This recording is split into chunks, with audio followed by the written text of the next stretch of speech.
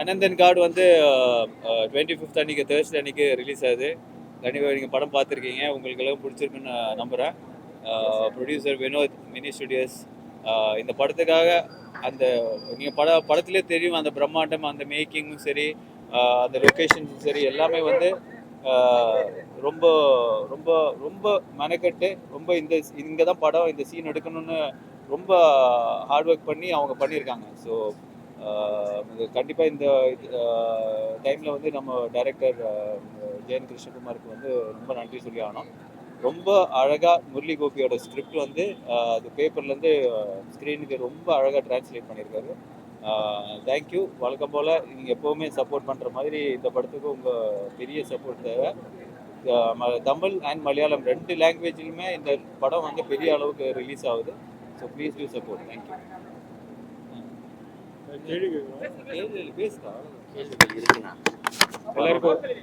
எல்லாருக்கும் வணக்கம். சார் சொன்ன மாதிரி இது ஒரு ட்ரீம் ப்ராஜெக்ட். எனக்கு இந்த ஸ்கிரிப்ட் கேட்ட போதே வந்து இது ரொம்ப பொருள் செலவில், இது வந்து ரொம்ப பெரிய செலவில் தான், பட்ஜெட்டில் தான் முடியும்னு தெரியும். ஸோ அதுக்கு ஜஸ்டிஃபை பண்ணுற மாதிரி தான் ஒவ்வொரு லொக்கேஷனும் சூஸ் பண்ணி ஷூட் பண்ணியிருக்கிறோம். இது வந்து பீரியட் ஃபிலிம்ங்கிறதுனால நிறைய சிஜி, நிறைய பழைய காலத்தோட செட்ஸு எல்லாமே இன்வால்வ்டு. உதாரணத்துக்கு நீங்கள் பார்க்குற ஏர்போர்ட் வரைக்கும் நம்ம சிஜி பண்ணது தான். ஆல்மோஸ்ட் ஆல் லொக்கேஷன்ஸ் எக்ஸப்ட் ஜெய்சால்மீரில் ஷூட் பண்ண அந்த கிளைமேக்ஸ் தவிர எல்லாமே வந்து செட்டில் ஷூட் பண்ணியிருக்கிறோம். ஸோ எல்லோரும் வழக்கம் போல் எங்களுக்கு சப்போர்ட் பண்ணுவோன்னு நம்புகிறோம். இது ஒரு பெரிய ஒரு பேஷனாக பண்ணியிருக்கிற படம். ஒரு கண்டென்ட் வந்து சூஸ் பண்ணி பண்ணணுன்றதுல எனக்கு ரொம்ப ஆசை. அப்படி தான் இது பண்ணியிருக்கிறோம். எல்லாரோட சப்போர்ட்டும் எதிர்பார்க்குறோம். நன்றி. இதுக்கு முன்னாடி என்ன நான் பண்ணேன்? கடம்பனா அது ரொம்ப நாள் ஆச்சு. 10 வருஷம் ஆச்சுண்ணா. 10 வருஷத்துக்கு ஒரு வாட்டி பண்ணணுங்களா?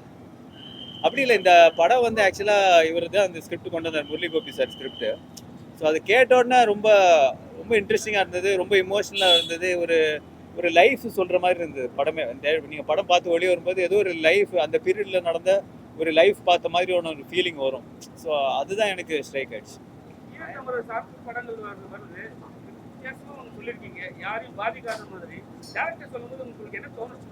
இல்லை, அது வந்து ரொம்ப கேர்ஃபுல்லாக இருந்தார். ஏன்னா நம்ம வந்து அது ரொம்ப சென்சிட்டிவான இஷ்யூ, அது கரெக்டாக பண்ணணும், அது கரெக்டாக போய் சேரணுன்றதுல ரொம்ப கவனம் எடுத்து தான் பண்ணியிருக்காங்க.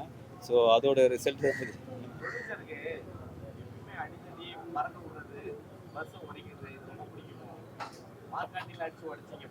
அப்படி இல்லைங்க, அதை ஸ்கிரிப்ட் டிமாண்ட் பண்ணுறது. ஸோ அது நம்ம ரொம்ப சுருக்கிட்டோம்னா அந்த படத்தோட குவாலிட்டி கம்மியாக இருக்கும். அது வேணும்னே எல்லாம் பண்ணுறது கிடையாது, கடன் வாங்கி பண்ணுறது தான். தப்பாக எடுத்துக்காதீங்க. கடன் வாங்கி தான் பஸ் படத்துக்கு தேவையானது நம்ம பண்ணோம் இல்லையா, அதுக்காக.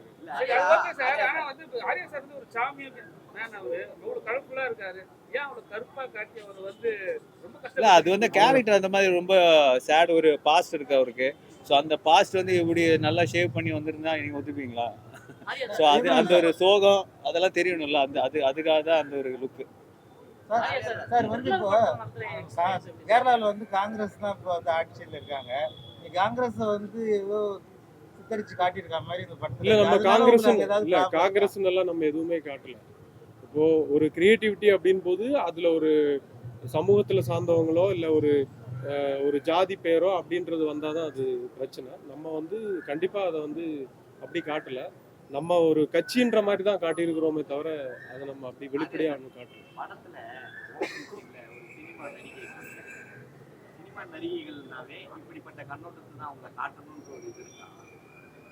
இல்லை, அது நீங்க ப்ரொடியூசர் டைரக்டர் தான் கேட்கணும். நான் அந்த சீன்ல நடிக்கலையே. எதுங்க? சாரி. ஓகே. அவங்கள காட்டும்போது சினிமா நடிகை அப்படின்னு காட்டுறாங்க. ஓகே. சிஎம் ஆகும்போதே சினிமாக்காரங்க நாடகம் நடத்துறான் அப்படின்ற மாதிரி போச்சு. ஓகே. சினிமாக்காரங்கன்னா இப்படிதான் இருப்பாங்கன்ற ஒரு அப்படியெல்லாம் இல்லை சார். அதில் சினிமாக்காரர் கிடையாது. அவர் ஒரு வயசானவர். இது ஒரு ஃபிக்ஷன்ஸ் ஆன சார். அதில் வந்து நீங்கள் வந்து அப்படி ஒவ்வொன்றுத்துக்கும் குறை கண்டுபிடிக்க முடிஞ்சா நம்ம எதுவுமே சினிமாவே பண்ண முடியாது. இப்போ நீங்கள் போலீஸை வந்து தப்பாக காட்டுறோம் நிறைய படங்கள்ல, அதுக்காக எல்லா போலீஸ்காரங்களும் தப்பானவங்க கிடையாது. அதனால அது ஒரு கதாபாத்திரம் சார், அவ்வளோதான். என்னன்னா, எங்க போராளிகள், நம்ம போராளிகள் எல்லாருமே வந்து மண்ணுக்காக சண்டை போட்டாங்க. ஆனால் அந்த காலத்துல இருந்து மண்ணுக்கும் தான் சண்டை. இந்த படம் வந்து பெண்ணுக்காக சண்டை போடுறாங்களா, எங்க இங்க பொண்ணுங்க நீ அப்படி இல்லையே, அந்த கதையே அப்படி இல்லையே. அவங்க ஒரு கெஸ்ட் ரோல்ல இல்ல வராங்க. அவங்க ஒரு 10 நிமிஷத்துக்கு அப்புறம் வெளியே போயிருக்காருன்னு நினைக்கிறேன். நீங்க அப்ப அதுக்கப்புறம் படம் முழுசா கிளைமேக்ஸ் பார்க்கல. வந்துருக்கீங்கன்னு நினைக்கிறேன். இல்ல ஸ்டார்டிங் நான் ரிவீல் பண்ணனா அவங்க இருக்கிறதே 2-3 சீன் தான் சார். அவங்க ஒரு அதுல ஒரு செக்மெண்டா வராங்க, செக்மெண்டா வெளியில போயிடுறாங்க. ஆரியா கொலைகளே நடக்குது. கண்டிப்பா நிறைய கட்டு கொடுத்துருப்பாங்க. கொடுத்துருக்காங்க. முக்கியமான கட்டு வந்து நீங்க பாதிச்சது கட்டு என்னவா இருக்கும்? அப்படி அது வேணாம் சார். இல்ல, சொல்ல முடியாது அப்படி இல்ல, நம்மளால. கட்டுன்னு கொடுக்கல. அவங்க சொல்லும்போது இந்த படம் வந்து நீங்க ரிலீஸ் பண்ணனா ஏ சர்டிபிகேட் அப்படின்னு சொல்லி தான் அவங்க கட்டு ரொம்ப பெரிய கட்டெல்லாம் அவங்க கொடுக்கல. ஸோ கட்ஸ் இருந்திருக்கு, அது மினிமல் தான், ரொம்ப மினிமலா இருந்திருக்கு. ஆரியாண்ணா தமிழ் சினிமாவிலே இது வரைக்கும் மிகப்பெரிய தலைவர் வந்து காட்சிப்படுத்த முடியாத ஒரு நம்ம சுச்சுவேஷன்ல இருக்கோம். ஆனா மலையாளத்துல இந்த டைரக்டர் வந்து துணிச்சலா வந்து தலைவர் பிரபாகரன் வர காட்சியை தைரியமா வச்சிருக்கிறாரு. ம். அதுக்காக ஏதாவது வந்து நம்ம தமிழ் சினிமாவில் உள்ள இல்ல அது censor வந்து board ஏதாவது இல்ல சென்சர் படம் ஒன்றும் சொல்லல. ஏன்னா அது எங்களுக்குள்ள ஒரு பெரிய டிபேட் என்னன்னா யார் அந்த கேரக்டர் ப்ளே பண்றதுன்றது வந்து ரொம்ப முக்கியமா இருந்தது. ஸோ யார் போட்டாலும் கம்மியாக தான் இருந்தது. அவரோட ஸ்டேச்சருக்கும் அவரோட இதுக்கும் வந்து யார் போட்டாலும் அது கம்மியாக இருக்கும். ஸோ அது வந்து நாங்கள் அவுட் ஆஃப் ஃபோக்கஸ்லேயே காமிச்சிருப்போம். ஸோ அதுதான் நம்ம பண்ண ஒரு கொஞ்சம் ஒரு ப்ரில்லியண்டான ஒரு விஷயம். ஸோ ஏன்னா ரொம்ப சென்சிட்டிவான விஷயம், ரொம்ப பேர் இதாகிற விஷயம். ஸோ அது வந்து யாரையும் நம்ம வந்து அதுக்கு ஒரு ஃபேஸ் கொடுக்கக்கூடாது. ஏன்னா ஒரு ஃபேஸ் தான், அது எல்லாருக்குமே தெரிஞ்ச ஃபேஸ் தான், எல்லாருக்குமே பிடிச்ச ஃபேஸ் தான். ஸோ அதில் வந்து எந்த பெயினும் எந்த கவலையும் வரக்கூடாதுன்னு ரொம்ப கேர் எடுத்து பண்ண ஷார்ட்ஸ் தான் அது. அது கண்டிப்பாக அந்த டைரக்டருக்கு நீங்கள் சொன்ன மாதிரி பெரிய பாராட்டு கொடுக்கணும். இயக்குனருக்கு மிகப்பெரிய வாழ்த்துக்கள், நன்றி. ஒரு லீடு கொடுத்துருப்பீங்க. அவங்க நீங்க சொல்லி அனுப்புவாரு இது நகர் நான் தலையெடுக்கணும்னு சொல்லிருக்கோம். செகண்ட் பார்ட்டுக்கான லீடா? இல்லை, செகண்ட் பார்ட் இருக்கு, எழுதும் போதே அந்த மாதிரி தான் இருக்கு. ஸோ அங்கே அந்த பீரியட்ல அவங்க வளர்ந்து வரான்ல ஒரு டைம். ஸோ அது வந்து ஒரு செகண்ட் பார்ட்டாக தான் அவர் எழுதி வச்சிருக்காரு. சரி, இப்போ இது எடுத்து முடிச்சிருக்கோம், பார்ப்போம். லாஸ்ட்ல துப்பாக்கியால தான் கடைசியா எல்லாரும் பதில் சொல்லுன்னு சொல்லியிருக்கீங்க. அது எது வந்து சரி வரும் தமிழ்நாட்டுல? தமிழ்நாட்டுலன்னு இல்லைங்க, அது again I'm telling you, அது எப்படி எழுதப்பட்டிருக்கு அப்படின்றது இருக்கு. துப்பாக்கியால தான் நிறைய விஷயங்கள் வந்து நடந்திருக்கு. நம்ம பாஸ்ட் தான் சொல்லியிருக்கிறோம், நடந்து முடிஞ்ச ஒரு விஷயத்தை தான் நம்ம சொல்லியிருக்கிறோம் இல்லையா. அதுல ஒரு செக்மெண்ட் எடுத்து தான் 90s நடக்கிற கதை தான் இது. ஸோ இப்போ நம்ம ஃபியூச்சர்ல நம்ம துப்பாக்கி எடுப்போன்றது அதுல சொல்லலை, எடுத்து முடிஞ்ச கதை தான் நம்ம சொல்லியிருக்கோம். இந்த இலங்கை போராளிகள் அவங்க வந்து கொஞ்ச நாள் வீரப்பனோட இருந்ததா ஒரு கனவு. அதை தான் அப்படி மாற்றி சொல்லியிருக்கீங்களா? இல்லை, நான் அந்த அளவுக்குலாம் எனக்கு நாலேஜ் இல்லையாண்ணா. இல்லை கேரளா இல்லை அது கிடையாது. ஸோ நான் அவர் முரளி கோபி என்ன மீன் பண்ணி எழுதியிருக்காருன்னா அந்த டைம்ல அவர் கேட்ட விஷயங்கள், அவர் அந்த ஊர்ல தான் இருந்திருக்கிறாரு. ஸோ மற்றவங்க சொல்லி தெரிஞ்ச விஷயங்கள் அது வச்சு ஒரு ஃபிக்ஷனாக ஒரு கதை எழுதியிருக்காரு. இதெல்லாம் வந்து உண்மையானு கேட்டோன்னா கண்டிப்பாக கிடையாது. ஸோ இதெல்லாம் வந்து அவர் ஒரு ஊகிச்ச அந்த ஒரு கற்பனை கலந்த உண்மை அந்த மாதிரி தான் எழுதியிருக்காரு. கற்பனை கலந்த அது அப்படி கூட இருக்கலாம். அதே சார் இப்போ எடுக்கிற படங்கள்லாம் லேடி சூப்பர் ஸ்டார் ஹீரோயின் அவங்க ஓரியன்ட் நிறைய ஹீரோ இல்லாம நடிக்க ஆரம்பிச்சாங்க. நீங்க ஹீரோயின் இல்லாம அவங்க களத்துல இறங்கிட்டு இந்த கதைக்கு அது தேவைப்பட்டது. இல்லை, அந்த அவர் என்ன சொல்ற ஹீரோயின் இந்த படத்தில் எனக்கு பேரா யாருமே கிடையாது. நீங்க சொன்னது கரெக்டு தான். ஸோ சில படங்கள் அப்படி அமையும். இப்போ கைதி படம்லாம் அப்படி தான் அமைஞ்சது. ஸோ அந்த மாதிரி தான் இந்த அவர் படம் அடுத்த படத்துல ஏகப்பட்ட ஹீரோயின் காம்பன்சேட் பண்ணி கேட்கும் போதே ஜாலியாகிறீங்க. கரெக்டாக கேளுங்க. ஹீரோயின்ஸே கரெக்டாக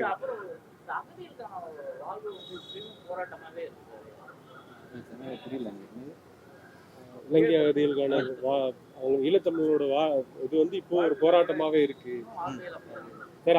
அது ஒரு பெரிய அரசியல் சார். அதை பத்தின படம் நம்ம பண்ணும்போது தான் அதை பத்தி சொல்ல முடியும். இது அதை பத்தின படம் கிடையாது. இது ஒரு செக்மெண்ட் தான், ஓகேங்களா. ஒரு கேரக்டர் திருவாண்டத்துக்குள்ள வராங்க. நீங்க சொன்ன மாதிரி மேபி பார்ட் 2ல ரொம்ப எலாபரேட் பண்ணி அது எங்களுக்கு எல்லாரும் ஒரு அது அங்க நடக்கிற மாதிரி தான். அது பார்ட் வந்து அங்க நடக்கிற மாதிரி தான் கதை. மேபி அது நீங்க இந்த படத்தோட வரவேற்பு பொறுத்து நாங்க அதை பண்ணணுமா வேணாமான்றது யோசிப்போம். சரி, நீங்க கெஸ் பண்ணீங்கன்ற நம்பிக்கையில தான் வந்து இந்த டிஷர்ட்டே போட்டு வந்திருக்கேன். அடுத்த ஃபிட்டிங் ரெடி ஆயிட்டீங்களா? அடுத்த ஃபிட்டிங்கா? ஆமா, சாப்பாடு 2 இப்போ வந்து ஜூலை எண்ட்லேருந்து ஸ்டார்ட் ஆகுது. ஸோ அதோட ப்ரீ ப்ரொடக்ஷன் போயிட்டு இருக்கு.